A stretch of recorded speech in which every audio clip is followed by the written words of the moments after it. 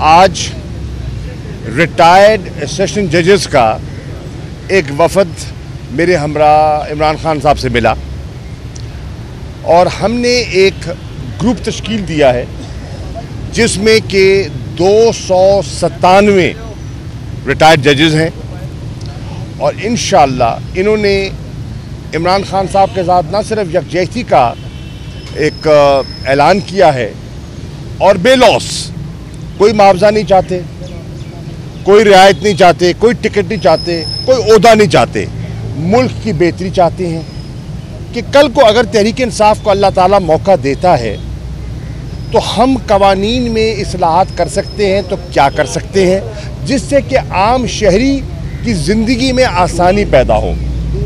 हमारा बहुत से जजेस हैं जो आरओज़ भी रह चुके हैं, इनमें से कि हमारा जो इलेक्टोरल प्रोसेस है उसकी शफाफियत में हम क्या कर सकते हैं।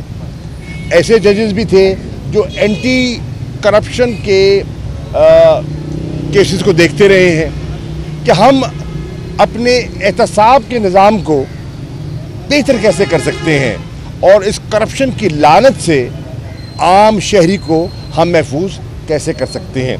तो उस पर एक तबादला ख्याल हुआ है।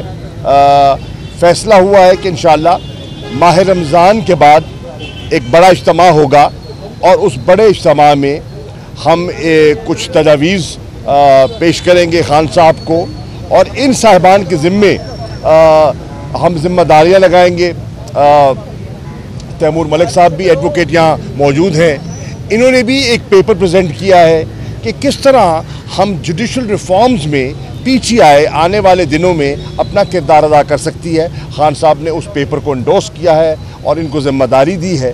तो हम मिलकर इस्लाहात के एक एजेंडे को आगे लेके चलें क्योंकि हमारा बुनियादी मकसद तहरीक इंसाफ का है रूल ऑफ लॉ को प्रिवेल करना चाहिए। अगर हमने इस माशरे को बेहतर करना है तो रूल ऑफ लॉ ही से जन्म लेगा सब कुछ। आज जो हम सुप्रीम कोर्ट में हैं वो किस लिए हैं?